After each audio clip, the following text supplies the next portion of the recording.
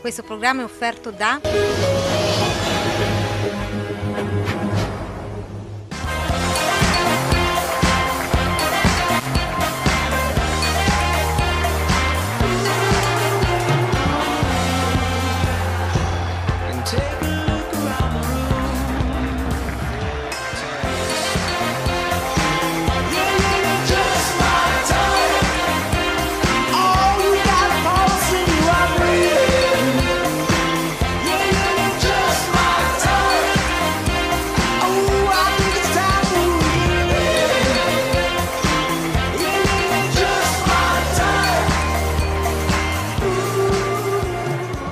Buonasera Daniele Emanueli e benvenuti alla 20ª puntata in stagione di Sport Up. Si è giocata per quanto riguarda la Serie C Girone B la 24esima giornata che ha visto ben 31 reti messe a segno, frutto di 4 vittorie esterne, 3 vittorie interne e 3 pareggi.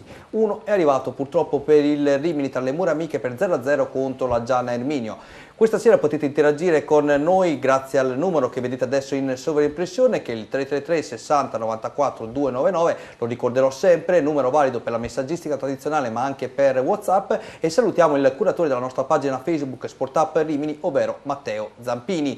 Innanzitutto salutiamo anche dalla regia Mario Rulli che questa sera ci assiste dietro la telecamera insieme a Stefano Papini, e riabbracciamo anche Renzo Sartini che speriamo di avere il più presto possibile qui nuovamente in studio. Andiamo a presentare gli ospiti di questa serata. Ritroviamo alla mia sinistra, anche nella seconda parte, l'opinionista Giacomo Alpini. Ciao, buonasera a tutti. Vicino a lui non poteva mancare l'opinionista e tifoso biancorosso Emanuele Pironi. Dovevo equilibrare il cesenello qua. Buonasera a tutti. Lui lo riabbracciamo l'ultima volta da noi a novembre, lo ritroviamo quasi 3 mesi dopo, il nostro giornalista Roberto Dalti. Ciao Roberto. Buonasera, sei circondato da cesenelli. Vabbè. Anche perché ieri sono anche andato a Francavilla. Quindi... Vabbè, addirittura. È bello che non lo dici, è bello che lo dici. Lo salutiamo. Però c'è andato anche lui, non a Francavilla, ma è andato a vedersi una bella partita ieri a Gabizia. Salutiamo anche il nostro opinionista Renzo Baldisserra. Buonasera a tutti. Ciao Renzo, adesso ti interpello subito appena leggiamo risultati e classifiche. Vai Stefano con risultati e classifiche, perché entriamo nel dettaglio per capire meglio quello che è successo ieri, sabato nel 24esimo turno. Ecco i risultati: Teramo Ferrari Salò 1-2, Ravenna Fermana 1-0, Rimini Giana Erminio 0-0, Almafano Gubbio 1-1, Pordenone Molise 2-0, Vis Pesaro Vicenza 1-2, Monza San Benedettese 3-2, Albino Leffe sul Tirol 2-4, Renate Ternana 1-1, Virtus Vencopo Verona Triestina 3-4. Partita incredibile questa. Andiamo a vedere la classifica dopo l'ultimo turno, il 24esimo, lo ricordo ancora una volta. Pordenone a comando a quota 49, Triestina 40, segue Limolese a 38, Ferrari Salò 37, Monza, Fermana 36, sul Tirol e Ravenna 35, Vicenza 34, Vis Pesaro 33, San Benedettese 32, Ternana 31, Gubbio 29, Rimini 27, Teramo 24, Almafano 24,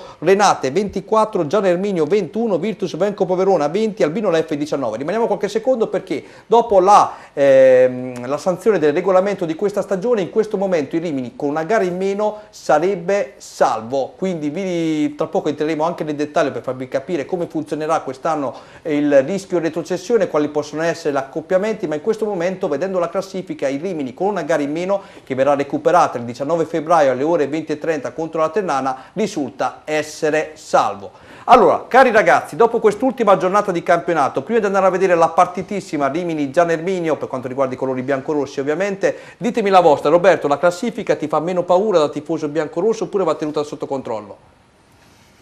No, la classifica va tenuta sotto controllo, anche perché poi mi sembra una stagione un po' di scossoni questa, no? Perché il Rimini effettivamente è al terzo allenatore. Anche un po' sorpresa da parte mia, perché insomma io non mi aspettavo certamente che fosse esonerato a Cori.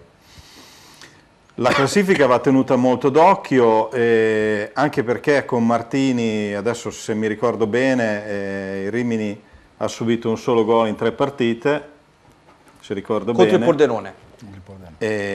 Però ha segnato solo in una partita, che è quella contro il Pordenone, quindi diciamo che è una squadra che forse ha trovato una buona solidità difensiva, però davanti ancora, diciamo, non è che si segna proprio a raffica. Manca l'acuto, diciamo che manca l'acuto e ricordiamo che nel riscaldamento sabato purtroppo per i tifosi biancorossi ma anche per noi è venuto a mancare Scott Arlotti, sostituito proprio all'ultimissima da Cikarevic, e poi parleremo anche della prestazione del montenegrino. Renzo, tu avevi detto qualche settimana fa che questa partita era la prova del 9 per Martini, superata o no? Io non saprei, Rimini, se quello visto ieri o quello di Pordenone.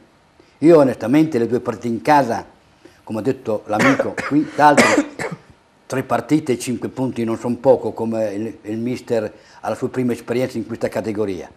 Martini sta lavorando, è difficile fare pronostici, però è chiaro che questo 2-0-0 in casa con il Vicenza e ieri con il Gianni Armegna probabilmente qualcosa di più si poteva fare, però onestamente il Rimini in questo momento sul piano del gioco a me non mi ha mai convinto, però prendiamo di buono quello che finora sta fatto. Però è una cosa certa che il Rimini dovrà soffrire fino alla fine, però lo stiamo dimostrando che anche Rimini dopo l'esonero di Accori è andato a trovare una natura emergente come Martini, uno del settore giovanile, e da qui vediamo che il Rimini non fa il passo più lungo della gamba, perché partito come una natura come Righetti ha la sua prima esperienza in questa categoria. Poi Accori? Dopo è stato esonerato per motivi che tutti sappiamo, è venuto Accori, ma più che mai Accori, il Renzo di Accori è stato secondo me una mia apparenza e una mia impressione personale, soprattutto perché non era nei piani di Grassi, era soprattutto per accontentare i tifosi, per quello che lui ha fatto nel passato. I risultati non sono venuti, è venuto questo Martini probabilmente, e non è che Grassi è andato a prendere un altro allenatore per poter salvare questa squadra, un allenatore di esperienza, è andato a un giovane come Martini e sta a significare che probabilmente Grassi non fa il passo più lungo della gamba. Emanuele, prima di andare a vedere il servizio, volevo chiederti questo: sabato si giocherà alle 18:30 contro il Teramo, intanto ricordiamo come vi state organizzando per la trasferta in Abruzzo. Stiamo organizzando il pullman, come sempre, con il collettivo riminese, e potete contattare, se siete disponibili, ai soliti recapiti telefonici che adesso non ricordo, oppure anche sulla pagina proprio del collettivo riminese.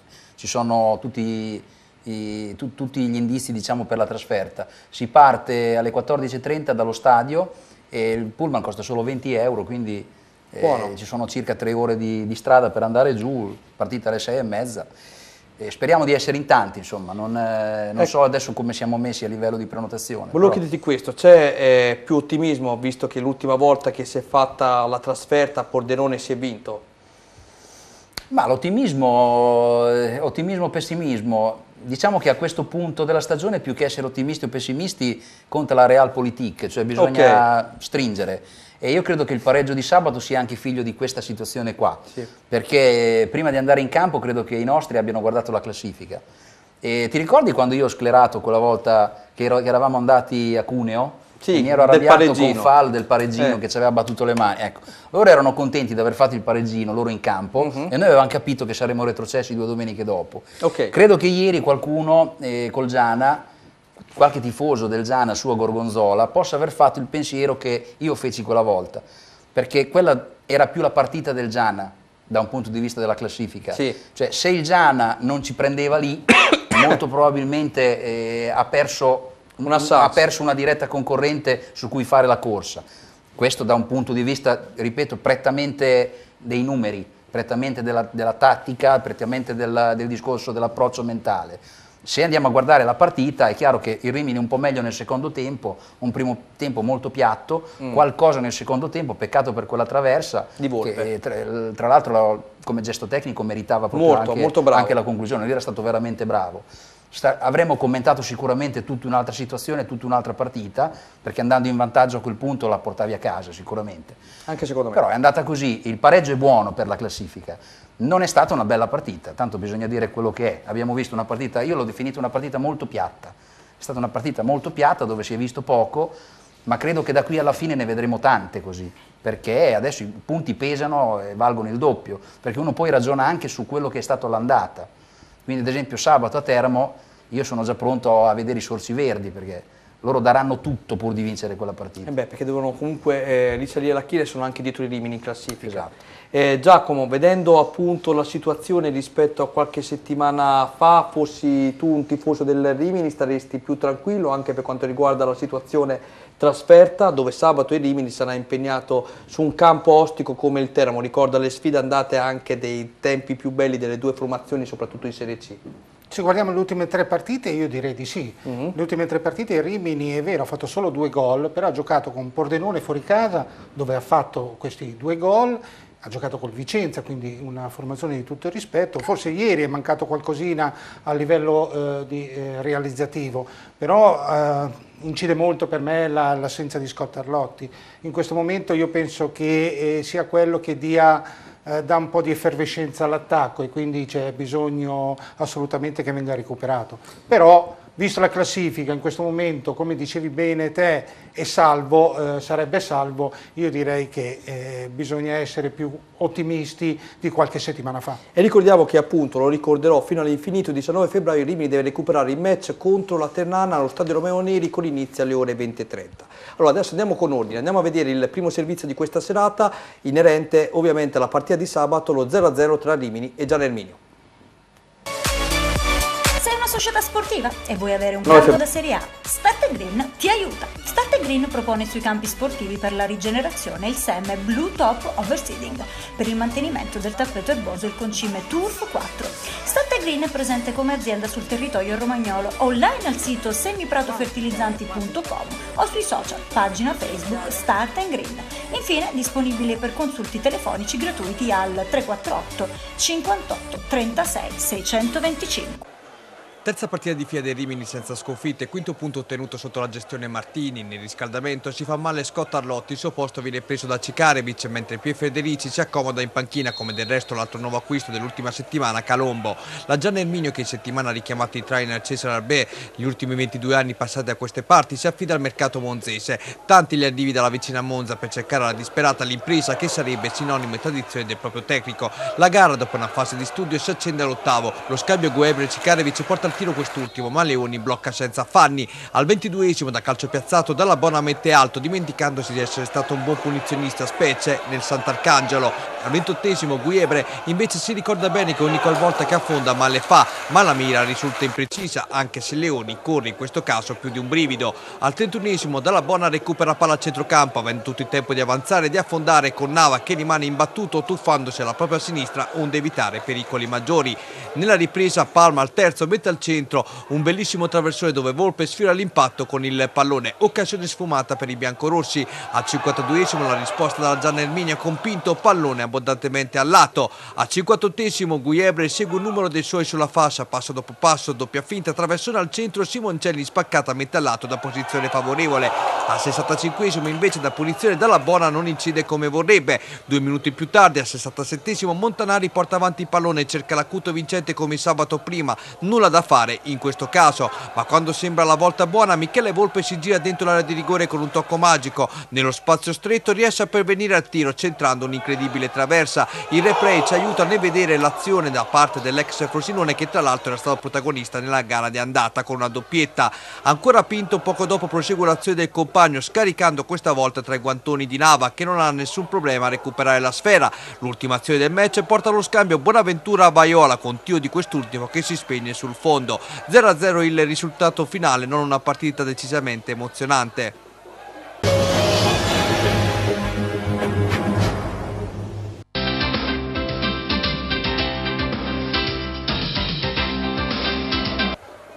Il migliore Palma per i Rimini, tocca una quantità notevole di palloni senza mai gettarne uno al vento, esce tra gli applausi del pubblico nel finale, ma qualcuno dalla tribuna si chiede ancora il perché del cambio. Per la Gian Erminio premiamo la prova di Dalla Bona, nonostante l'età che avanzi, grinta da vendere a tutta la squadra e ce ne vorrà, e come, da qui alla fine. Ci sta seguendo anche il nostro Massimo Zanini, che ritroveremo fra una settimana qui nei nostri studi. Lo salutiamo, alla febbre anche lui, e il periodo, caro Massimo, ti auguriamo ovviamente una pronta guarigione.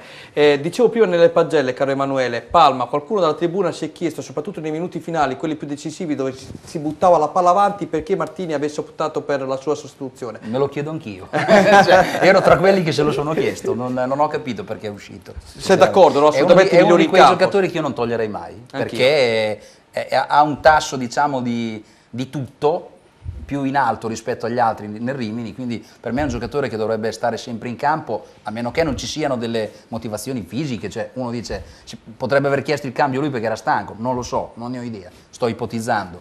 Io mi sono chiesto come mai è uscito, perché secondo me il Rimini senza Palma perde tantissimo. Quindi io l'avrei tenuto in campo fino alla fine.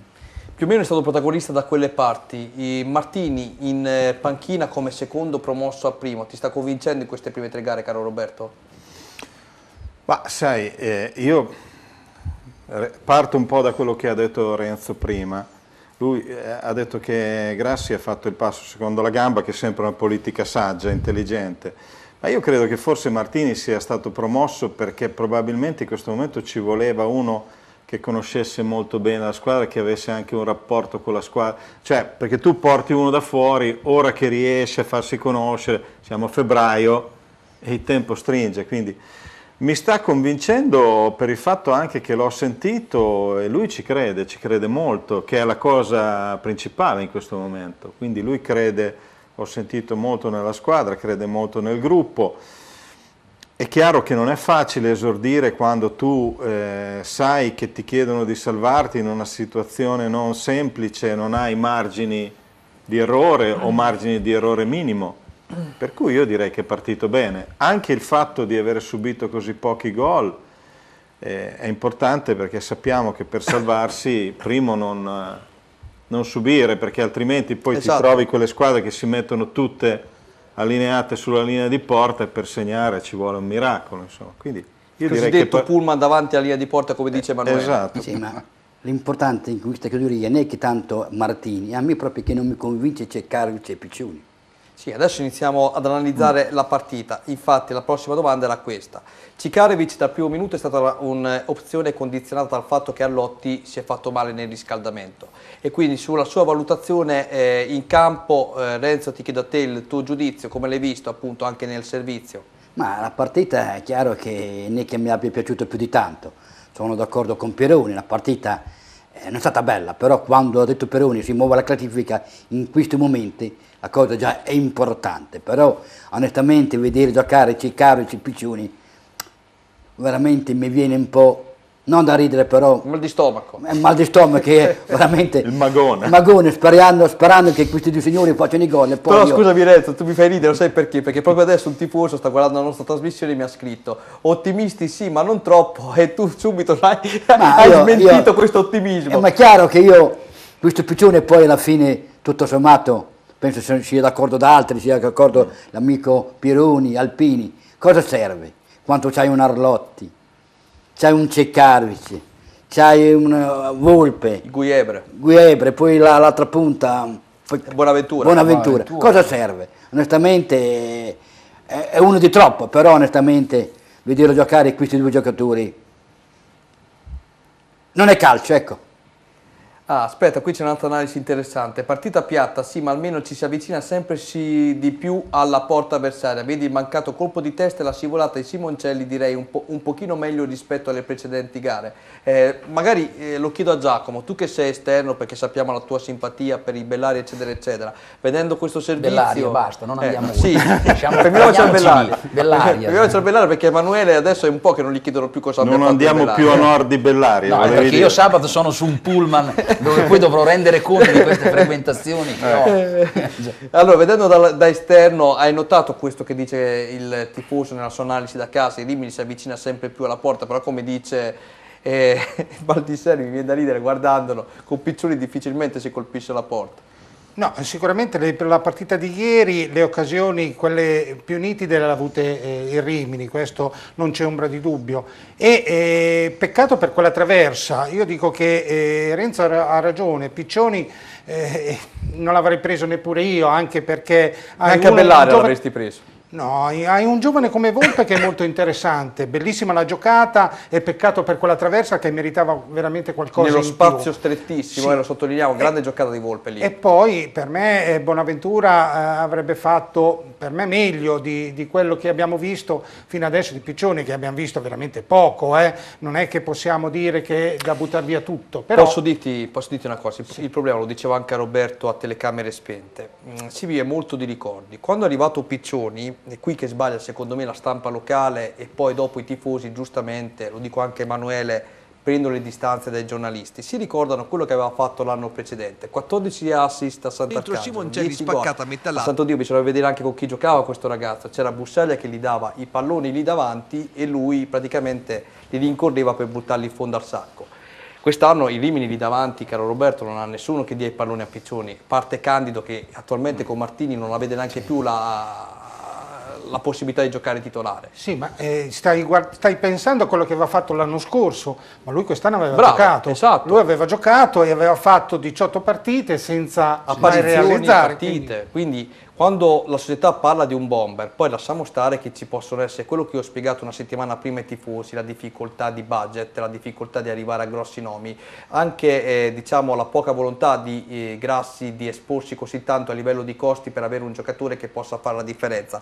Però Piccioni non è un bomber, se si parla di bomber ragazzi Piccioni non è un bomber, è un attaccante esterno molto bravo ad andare via in velocità, dato tu lo commentavi con me Roberto in Sant'Arcangelo lo scorso anno e queste sono le giocate di Piccioni, come diceva Renzo Baldisseri ce l'hai già in squadra uno così che potrebbe essere Simoncelli, non sto sbagliando di molto, anche se rispetto a Simoncelli Piccioni segna di più. Poi come ho detto l'altra volta, tu c'hai un giocatore come Arlotti, a parte la sfortuna degli infortuni, questo è un ragazzo che nella Rimini deve giocare, è un capitale della Rimini Calcio. Se questo ragazzo quest'anno ha la fortuna di segnare quei 9-10 gol, probabilmente sarà ceduto a una squadra superiore dove nella Rimini Calcio entrano dei soldini. Ecco, diciamo, lo staff tecnico deve lavorare anche. Allotti e Guiebre siamo sulla buona strada. Qui devo lavorare, ecco, io non voglio qui ci troviamo d'accordo. Poi tra l'altro tu, quando è scaturito il nome di Piccioni con la tua disamina, hai messo in moto anche i tifosi che adesso scrivono anche loro le battute. Cecconi è già il terzo gol che fa con l'Arzachena, i volatili invece da noi che cosa ha fatto fino adesso? Cecconi adesso non c'entra, perché Cecconi da noi cosa aveva fatto? Niente. Aveva fatto il gol a Imola, ne avevano già presi 3, quindi non è questione di Cecconi. Lui è venuto per fare numero, perché servono un certo numero di giocatori anche davanti, è chiaro che non è la prima scelta, sappiamo che giocano altri, su Cecconi mi trovi d'accordo, anch'io l'avrei dato via Emanuele, assolutamente sì. Mi pare che adesso proprio Riccardo Giannini, che da casa si sta seguendo e salutiamo, abbia fatto un approfondimento proprio in merito a queste manovre anche del Rimini, gioco di Martini, giocatori che sono arrivati dal mercato biancorosso, per capire un attimo qual è la situazione, se si può stare, detto in poche parole, tranquilli fino a maggio, oppure c'è da preoccuparsi per qualche giocatore che potrebbe non rendere al meglio sotto la gestione Martini. Il primo nome ve l'abbiamo citato poc'anzi, che è quello di Candido, che da quando è arrivato Martini il posto a titolare non lo sta più vedendo. Andiamo a sentire questa analisi interessante a cura di Riccardo Giannini. Ogni giorno 30.000 persone leggono altarimini.it. L'informazione in tempo reale su Rimini e provincia. Scarica l'app gratuita. Romagna Sport, il primo sito sportivo in Romagna, in tutto. Nuova guida tecnica e 4 rinforzi che erano stati promessi ancora prima dell'apertura del mercato dal patron Giorgio Grassi. Il Rimini cambia volto in una sessione movimentata soprattutto dallo scatenato Monza di Berlusconi, 17 acquisti. Il Rimini ha tesserato il terzino Valerio Nava, l'esterno destro Cédric Calombo, il regista Antonio Palma e l'attaccante Gianmarco Piccioni, oltre all'esterno offensivo Gianmarco Pierfederici. Si parte dalla difesa a 3. Portieri sono i confermati Scotti e Giacomo Nava, mentre la linea difensiva di mister Martini è formata da Venturini, Ferrani e Valerio Nava, quest'ultimo impiegabile anche nel ruolo di esterno di centrocampo su entrambe le fasce. I rimpiazzi difensivi sono Marchetti, Brighi e Petti. A centrocampo sulla destra è arrivato Calombo in prestito dalla Salernitana, giocatore di grande forza fisica cresciuto nel vivaio biancorosso prima di iniziare il girovagare sui campi di Serie C. Con Eguievra a sinistra il Rimini dispone di una coppia di esterni di grande potenzialità. Le alternative sono il già sopracitato Valerio Nava, Simoncelli, Bandini, l'ex Spal Pierfederici e Viti. Al centro, tra le mezzali e Limi e Montanari, è stato trovato il playmaker, l'ex Gian Erminio Palma, subito protagonista di buone prestazioni. Qualche dubbio sul pacchetto delle alternative, complice anche l'infortunio ad Anso, Variola e il trequartista Candido, riciclato mezzala già nell'ultimo Rimini di Accori.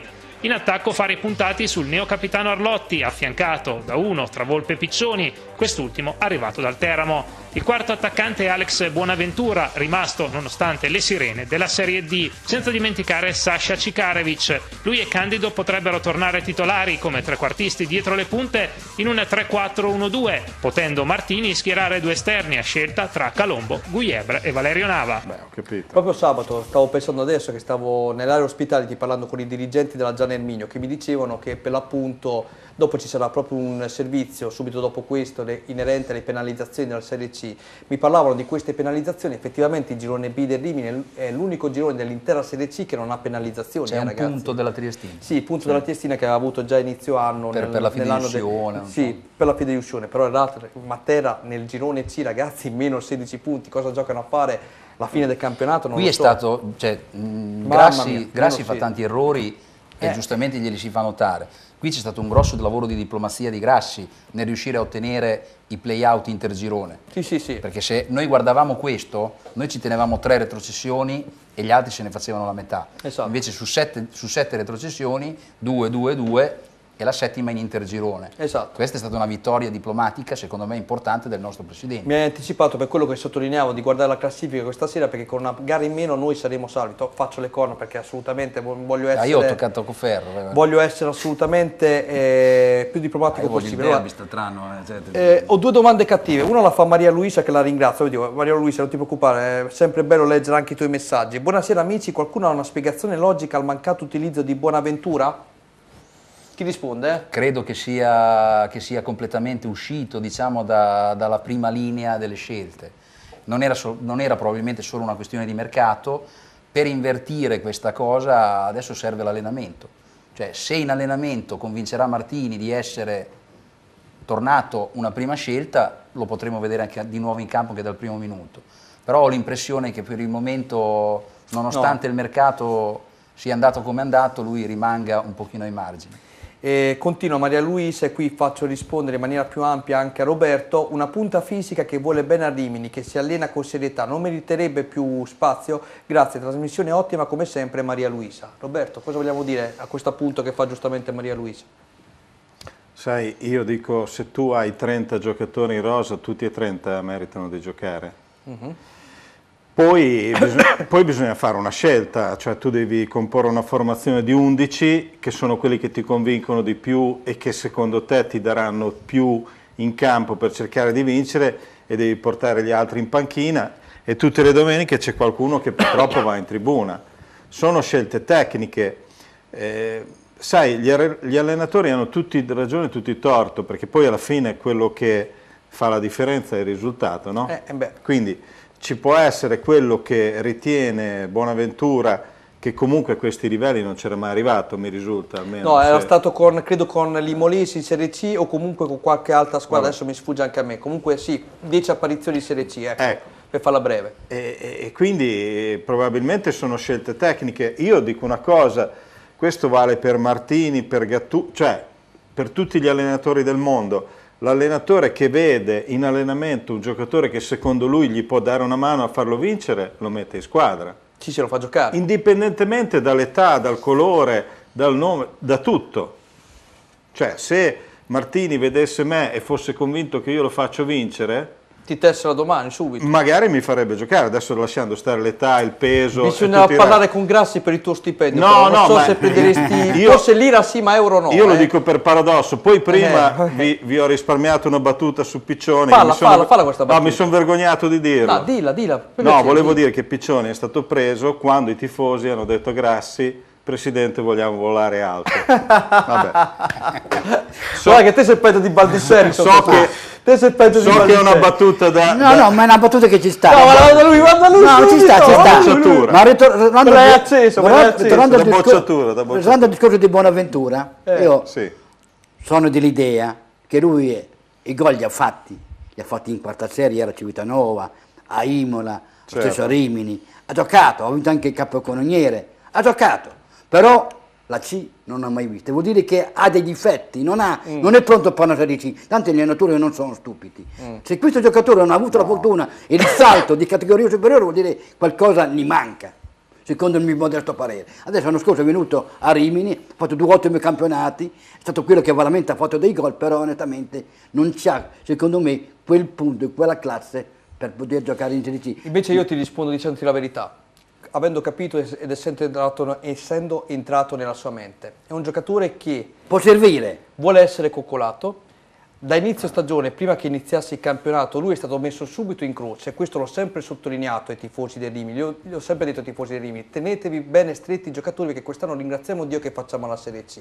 Lui è stato, già dal ritiro di Sant'Agata, sempre sotto processione perché tutti quanti dicevano in Serie C non ha mai giocato, è scarso, non valeva la pena darlo via, eccetera, eccetera. Quello che scrive stasera Maria Luisa è giusto perché una persona che si è affezionata a Bonaventura, che l'ha visto giocare, questo ragazzo se ha la fiducia attorno, come lo aveva negli altri 2 anni precedenti, lasciamo stare che sia eccellenza e Serie D, e poi la Serie D è sempre rispettabile, perché non è facile vincere un campionato di Serie D, no.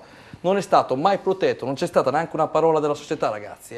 Io vi faccio notare questo, quando si parla di società, se non c'è la società dietro che difende i giocatori, è difficile dopo che un giocatore sia tranquillo. Però poi, scusa, difetta di personalità, questo l'ho capito. Però io ti chiedo, Daniele, c'è stato Righetti, c'è stato Acori, oggi c'è Martini. Secondo te questi 3 allenatori fanno la formazione pensando a quello che dice il tifoso, a quello che dice il barista, a quello che dico io, a quello che dici tu? No. Loro sono in campo, vedono gli allenamenti e decidono sulla base di quello. Certo, sono d'accordo con te. Tutto il resto... Per un allenatore, cioè l'allenatore deve ascoltare tutti, chiunque, anche me, anche chiunque. Sono d'accordo, Roberto. Poi alla fine deve decidere lui. In testa sua, sono d'accordo. Quindi è chiaro che, attenzione, non stiamo facendo questo discorso per mettere in dubbio la serietà, la professionalità, l'impegno di Bonaventura, questo è fuori da ogni dubbio. Però se 3 allenatori hanno deciso che c'erano più bravi di lui, evidentemente dal punto di vista tecnico questi 3 allenatori hanno visto altri più in grado di lui di essere incisivi. Però permettimi la critica, a livello tecnico però potremmo avere ragione anche noi, perché sia Righetti che Acori che Martini mi spediscono un giocatore sempre negli ultimi 3 minuti di partita, cosa vuoi che faccia Bonaventura in 3 minuti di partita? Certo. Cioè, andiamo a vedere ha sempre giocato col contagoccia quel povero ragazzo. Questo è vero, anche ieri sera Cutrone entra 5 minuti. Cosa lo fai fare?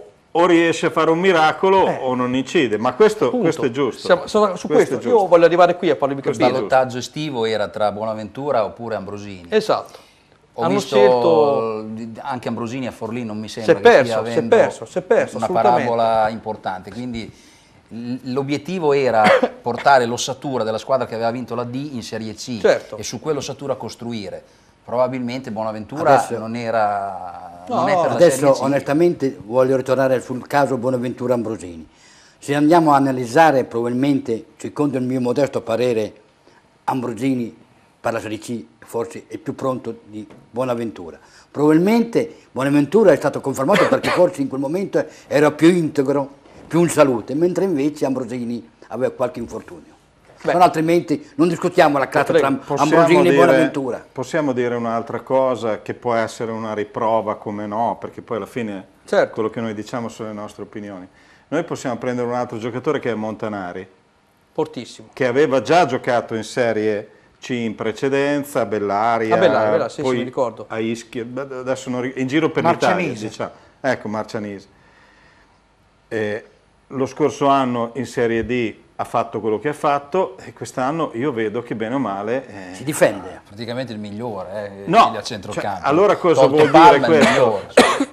Io non penso che Montanari gioca perché sta più simpatico, adesso a parte che ognuno dei due avrà la propria personalità, ovvio. Però non è una questione di simpatia, è questione che... No, non è questione di simpatia, però io infatti ho detto nella mia analisi che Bonaventura, se vogliamo trovare un difetto che è venuto a mancare, che quando tu eri già messo sotto processione nel mese di agosto, ti è venuta a mancare la personalità che ti permette di essere un calciatore professionista e bravo nell'affrontare determinate situazioni. Questo ho voluto spiegare. Cosa che ha Piccioni, che ci stupirà da qui alla fine, vedrete. Sì, vabbè, io te l'ho sempre detto, quelli che scrivono 14 assist, 10 gol a Sant'Arcangelo, il Sant'Arcangelo giocava in maniera diversa, aveva Bussaglia a fianco, io l'ho commentato l'anno scorso per il Level Sport, quindi tutte cazzate quelle che si dicono, permettimi l'espressione volgare a quest'ora della serata. E poi io, un po', dai, delle volte io non voglio essere critico, ma come si fa per prendere un giocatore come Piccioni e tanti altri, non dico Piccioni adesso perché si parla di Piccioni, ma ci sono parecchi giocatori nel stesso caso, che magari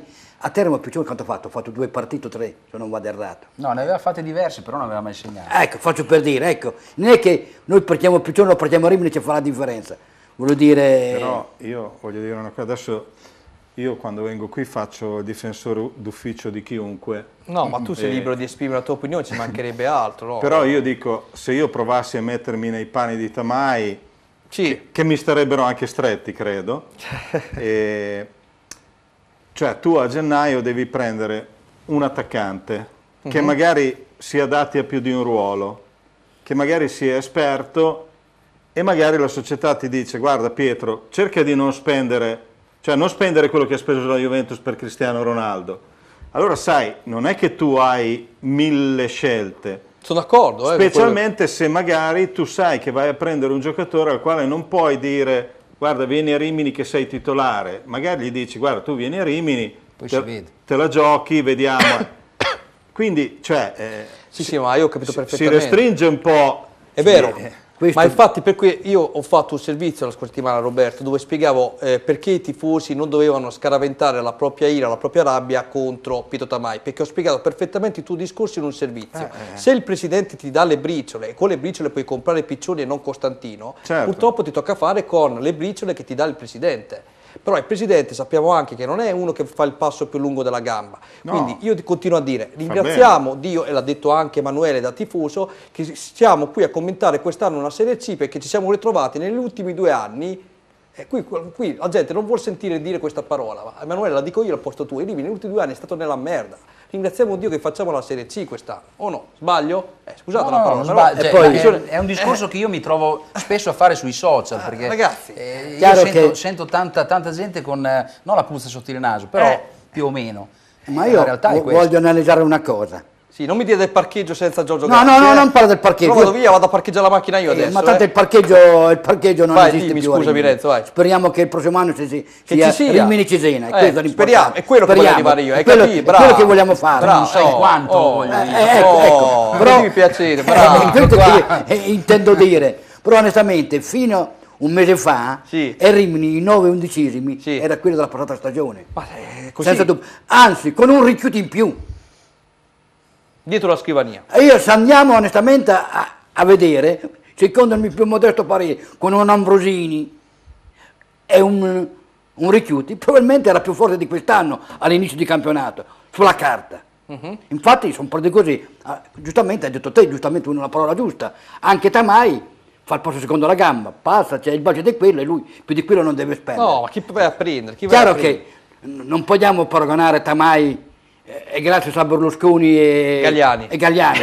C'è un abisso, faccio per dire, però nel nostro piccolo va bene anche così. onestamente anche Tamai fa il posto secondo la gamba in base al budget che ha. È forte Valdicelli. Sai, adesso dico Berlusconi e Galliani hanno i loro problemi, dovevano trovare per forza un posto di lavoro a Brocchi. È bravo. E allora Galliani ha detto a Berlusconi: se non compriamo il Monza come facciamo a farlo lavorare? Esatto, bravo, è così più è. Ognuno ha i suoi problemi. Sì, anche noi. Senti, ma sentiamo che cognome c'ha Brocchi? Appunto, si giustifica da solo. Nomen, come Piccioni. Bravo. Giacomo, ascolta, tu prima facevi a telecamere spente, dicevi anche, riconosciamo anche alcuni meriti al DS. Grande giocatore, ti è piaciuto un casino Valerio Nava, se non erro. Sì, mi ha sorpreso. Io quando ho saputo dell'acquisto di Nava, sono andato a vedere un po' la situazione in cui stava giocando. La Propiacenza fallita, ormai un'ex società, e sapevo anche che la preparazione atletica la facevano a singhiozzo, quindi mi aspettavo un giocatore che sotto l'aspetto atletico era un po' carente. E invece da quello che vedo, da quello che ho visto col Vicenza per 90 minuti, spostandolo anche di ruolo, quindi gli ha fatto destra verso sinistra, giustissimo, e poi le altre partite le ha tenute benissimo e devo fare i complimenti. Questo è un buon giocatore veramente. Forse all'inizio, quando c'è stata la presentazione, si era un po' scherzato, visto che aveva fatto i suoi trascorsi con l'Atalanta paragonandosi ai suoi compagni di ex squadra, quindi ex dell'Atalanta, però è un giocatore di tutto rispetto, che in Serie C ci può stare, anzi. Senti, Scotti che è fuori, va bene così, sta giocando Giacomo Nava alla grande. Tanto che c'è il procuratore lì, perché Scotti che sta giocando bene Nava, mi va bene come portiere, però Scotti era un simbolo. Io devo ancora capire il perché, il motivo reale. Va bene, allora adesso noi, aspetta Renzo, andiamo un attimo con il servizio perché sono un po' in ritardo. Andiamo a vedere, prima l'hanno anticipato loro, il caos che c'è stato in Serie C in questi ultimi giorni, penalizzazioni in arrivo, citavamo prima l'esempio del Matera, meno 16, è di nuovo caos per quanto riguarda questo torneo. C'è una soluzione, ce ne sarà, ce la porteranno appunto i nuovi rappresentanti, non lo sapremo mai fino a quando non scatterà il nuovo torneo. Il servizio. IGF Fornitalia propone una vasta gamma di tutte le misure di macchine alimentari, forni pizza elettrici, impastatrici, stand di pizza, barbecue, griglie in pietra lavica, cuocipiada, mixer tritacarni, affettatrici e sfogliatrici per pasta e pasticceria. Siamo in località Pianacci a Pietracuta di Salleo. Potete consultare i nostri prodotti al sito www.igffornitalia.com o contattarci allo 0541 92 3453. La sensazione che non sia stato un torneo mai regolare si è avuta fin dalle prime battute, quando già dopo la prima giornata di campionato molte squadre, specie nel girone C, erano partite con relative penalizzazioni. Fa scalpore meno 16 del Matera nel girone C, fa scalpore la situazione della propria Piacenza, della Lucchese e di diverse realtà che oramai non sanno più come sopravvivere in una Serie C che fa talmente paura per i costi che molti preferirebbero rimanere una categoria sotto. Intanto Gravina ha fatto sapere che dalla prossima stagione la Serie B sarà 20 squadre, quindi ci saranno 5 promozioni in questa stagione dalla C alla cadetteria, 8 squadre che saliranno dalla D alla C. Molti sperano, ci dicono alcune fonti, di essere ripescati dalla D alla C per il torto subito, è il caso di Sant'Arcangelo, vedremo, ma ne vedremo sicuramente delle belle in un'estate che si preannuncia l'ennesima bollente. Intanto il primo nodo, quello di una cadetteria finalmente a 20 squadre, piace non poco. La C invece sarà, si presume, finalmente regolare, con tante squadre che saranno dentro o fuori senza nessun ripensamento, perché se le fideiussioni non dovessero essere garantite, se ci saranno delle squadre che nasti partenza sono già in difficoltà con gli stipendi, la Lega non ammetterà che si arrivi a questo punto, anzi sarà rivisto il tutto entro una data che molto presumibilmente dovrebbe essere quella del 31 luglio. Conti in regola o fuori da tutto, calcio pulito, calcio moderno, via la nuova era, per tornare a parlare semplicemente di pallone, non più di tasse, ricorsi vari e fideiussioni non regolari. In meno il fatto di penalizzazioni dovrebbe essere finalmente messo in cassina. Questo almeno si spera tra gli addetti ai lavori. Lo sperano soprattutto i tifosi e gli amanti dello sport chiamato calcio.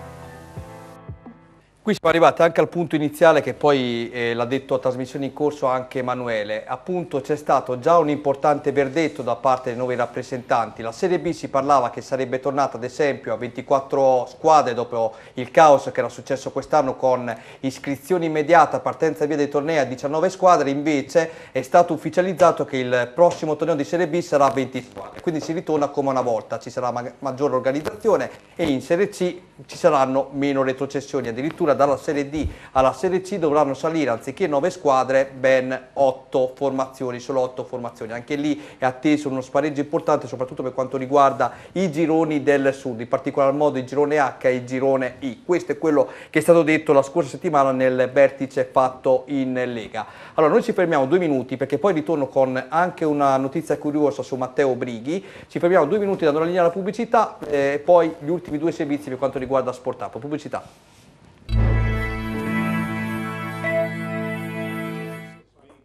Ogni giorno 30.000 persone leggono altarimini.it. L'informazione in tempo reale su Rimini e provincia. Scarica l'app gratuita. A1 Arredamenti è un'azienda leader nella progettazione e produzione di ambienti su misura per attività commerciali, quali hotel, bar, ristoranti, negozi, uffici e residenze private, realizzando sia opere parziali che chiavi in mano. Grazie all'esperienza maturata al fianco di grandi committenti internazionali, si propone come partner ideale per imprese e professionisti che operano nel settore del contract. Qualità progettuale, realismo operativo ed efficienza realizzativa. Vi aspettiamo nella sede operativa, zona industriale, via Giovanni Santi 18, Fanano di Gradara. Credi davvero che bastino poche parole per trasformarti in un romagnolo doc? Al ristorante Brusarul da sempre esaltiamo la nostra bella Romagna nel modo più genuino. Prova i nostri piatti a base di pasta fatta in casa e le nostre pizze cotte nel forno a legna. Ti imbotta il nostro motto: da sempre offriamo qualità. Siamo attrezzati di ampio parcheggio esterno e isola per bambini. Ristorante Brusarul, via Sant'Arcangiolese, Poggio Berni. Info 0541 68 81 80 o brusarul.com. IGF Fornitalia propone una vasta gamma di tutte le misure di macchine alimentari, forni pizza elettrici, impastatrici, stand di pizza, barbecue, griglie in pietra lavica, cuocipiada, mixer tritacarni, affettatrici e sfogliatrici per pasta e pasticceria. Siamo in località Pianacci a Pietracuta di Salleo. Potete consultare i nostri prodotti al sito www.igffornitalia.com o contattarci allo 0541 92 3453. Adriatica Funghi, leader in Italia nella produzione e distribuzione di funghi coltivati. La qualità dei suoi champignon viene garantita attraverso la certificazione di produzione integrata e il controllo di tutte le fasi della filiera, per garantire la qualità e la genuinità che solo Adriatica Funghi sa portare sulle tavole delle nostre case e nelle migliori pizzerie e ristoranti. Adriatica Funghi, primi in Italia nella certificazione di produzione integrata di champignon. Oleificio Pasquinoni, all'avanguardia nell'impiego delle più moderne tecnologie che, unite alla passione, l'esperienza e l'amore, danno vita ad un prodotto straordinario, Extra Eco. L'olio buono è di casa Pasquinoni. Una goccia d'olio buono è una goccia di vita che nutre e previene. Olio Pasquinoni, 50 anni di salute e qualità italiana. Sei una società sportiva e vuoi avere un campo da Serie A? Start Green ti aiuta. Start Green propone sui campi sportivi per la rigenerazione il seme Blue Top Overseeding per il mantenimento del tappeto erboso e il concime Turf 4. Start Green è presente come azienda sul territorio romagnolo, online al sito semiprattofertilizzanti.com o sui social, pagina Facebook Start Green. Infine disponibile per consulti telefonici gratuiti al 348 58 36 625.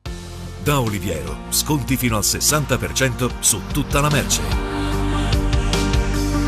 Oliviero.it, la città dello shopping più grande d'Italia per uomo, donna, bambino, biancheria e oggettistica per la casa a Misano Adriatico. Tutto ciò che immagini, qui lo trovi. Oliviero.it, la città dello sport. Tutta l'attrezzatura, l'abbigliamento e gli accessori per lo sport. Oliviero.it, la città dello shopping, Misano Adriatico. Lo trovi anche online. Romagna Sport primo dal 2001. La prima testata giornalistica che ha creduto nello sport dilettantistico online. Il primo sito in Italia che ha pubblicato le foto dei singoli atleti e tecnici. I primi ad aggiornare i risultati live durante le gare, proprio come i professionisti. I primi a pubblicare la carriera degli atleti, i primi e gli unici ad avere il calciomercato interattivo, i primi a dare spazio alle news di tutti gli sport. Romagna Sport, il primo sito sportivo in Romagna, in tutto.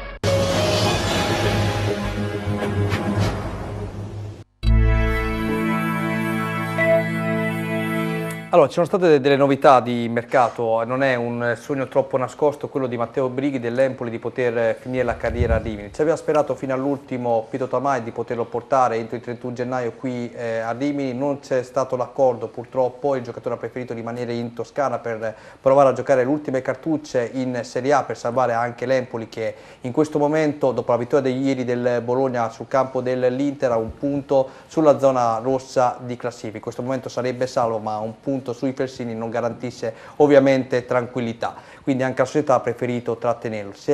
Questa operazione è stata molto nascosta, ma vi assicuro che parlando anche con Piero Tamai c'è stata la speranza fino all'ultimo secondo. Per quanto riguarda l'altro giocatore escluso tra i grandi, Andrea Brighi, sta in questo momento giocando davvero poco, cercheremo poi di capire il motivo, ma prima volevo esaltare 3 giocatori che nell'ultimo periodo stanno dando un grosso contributo alla causa biancorossa attraverso questo servizio.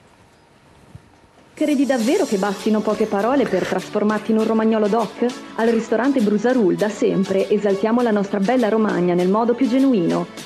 Prova i nostri piatti a base di pasta fatta in casa e le nostre pizze cotte nel forno a legna. Timbota è il nostro motto. Da sempre offriamo qualità. Siamo attrezzati di ampio parcheggio esterno e isola per bambini. Ristorante Brusarul, via Sant'Arcangiolese, Poggio Berni. Info 0541 68 81 80 o brusarul.com. La prima e unica vittoria dei Rimini trasferti questa stagione ha messo in luce Arlotti e Montanari. Il primo è un giocatore che sicuramente farà le fortune dei Rimini fatto di cessioni, il secondo rappresenta una garanzia anche per la prossima stagione. Il terzo invece si chiama Guiebre, colui che farà fare ulteriore moneta alle casse biancorosse. Il Rimini proprio da questi uomini seguirà l'obiettivo salvezza, una salvezza chiamata a conquistarsi sul campo nonostante 3 cambiamenti in panchina, ma proprio i 3 allenatori che si sono alternati sulla panchina biancorossa hanno messo nel loro 11 iniziale tutti e 3 i giocatori citati. Arlotti è stato fondamentale quando c'è stato per il salto di qualità, poi un infortunio l'ha messo ai box. Guiebre ha dato quella spinta in più in fase offensiva quando i gol non arrivavano, era il più pericoloso dei suoi, mentre Montanari ha dato stabilità in mezzo al campo non facendo sentire assenze importanti come quelle di Alimi, ma proprio le prestazioni di Montanari hanno allontanato Vaiola da Rimini. Il centrocampista ex udinese avrebbe chiesto di essere ceduto nella sessione invernale di calciomercato, ma tutto è stato congelato. Martini nel suo 3-5-2 ha potuto contare fortemente su questi uomini, da qui alla fine sarà sicuramente una stagione travagliata che prevede 3 grandi giocatori per il futuro. 1 sicuramente rimarrà in maglia biancorossa, 2 potrebbero partire nella prossima sessione estiva di calciomercato. Poi Andrea Brighi, che è uno degli idoli, lo scorso anno esaltato dalla stampa locale, invece adesso altra scelta importante per quanto riguarda la nuova generazione guidata da Martini, panchina fissa i 6 mascotti. Sì, anch'io mi aspettavo di più da Andrea Brighi e soprattutto mi aspettavo di più che scendesse in campo. Però dei 3 che hai nominato te, io Guiebre mi aspettavo qualcosa in più. Dopo che ci sono state le voci del Lecce soprattutto, il giocatore si è un po' perso. Mi trovi d'accordo con Montanari che per me è il giocatore migliore di questa stagione, mi trovi d'accordo con l'Arlotti, l'ho detto anche all'inizio della puntata, ma Guiebre mi aspettavo qualcosa in più. Allora adesso una bellissima collega di Teramo ci ha presentato appunto il prossimo, anzi ci presenterà adesso il prossimo avversario del Rimini, stiamo parlando di Ania Cantagalli che ringrazio e saluto, quando si hanno anche delle colleghe breve e belle si è anche fortunati e quindi andiamoci a gustare il suo servizio di presentazione inerente alla formazione abruzzese. Arredamenti è un'azienda leader nella progettazione e produzione di ambienti su misura per attività commerciali, quali hotel, bar, ristoranti, negozi, uffici e residenze private, realizzando sia opere parziali che chiavi in mano. Grazie all'esperienza maturata al fianco di grandi committenti internazionali, si propone come partner ideale per imprese e professionisti che operano nel settore del contract. Qualità progettuale, realismo operativo ed efficienza realizzativa. Vi aspettiamo nella sede operativa, zona industriale, via Giovanni Santi 18, Fanano di Gradara. Un'altra stagione in cui conquistare la salvezza, perché dopo la cavalcata fino alla Serie B di qualche anno fa, promozione poi revocata dalla giustizia sportiva, il Teramo è entrato in un tunnel in cui la permanenza nella categoria è sempre obiettivo complesso e sofferto da raggiungere. Nella passata stagione il club biancorosso ha ringraziato i pagamenti non in regola del Sant'Arcangelo, penalizzato ed è andato poi a giocarsi il play-out, alla fine perso contro il Vicenza. 2 stagioni fa invece fu Nabil Caidi a salvare il Teramo sulla linea di porta contro il Lumezzane, negando a Speziale nello spareggio retrocessione quello che sarebbe stato probabilmente il gol decisivo per salvare la sua squadra. Anche in quest'annata si va di sofferenza. Il Teramo ha iniziato la stagione con Giovanni Zichella, esonerato poi il 15 ottobre scorso per far spazio alla Genoa Maurizzi. Con il tecnico di Colleferro il ruolino di marcia è migliorato, si è data più fisicità alla squadra con l'arrivo dell'ex Ascoli Giorgi e del difensore Polak, ma di strada da fare ce n'è ancora molta. Il Teramo tra l'altro sta rinunciando al capitano Ivan Speranza da inizio dicembre per un fastidio ancora persistente alla caviglia sinistra.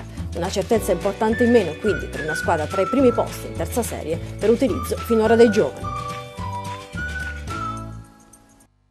La ragazza, tutti quanti si aspettavano un servizio con lei, Tanga, domani ci guarderà, ve lo dico già, Qui è altro che Sport Up, Porchis, appena si nomina una donna, tutti, Ma per te, scusa, non abbiamo detto niente. Sì, era lui che si era esaltato. Va bene, vada per me, abbiamo trovato anche l'amorosa, va bene.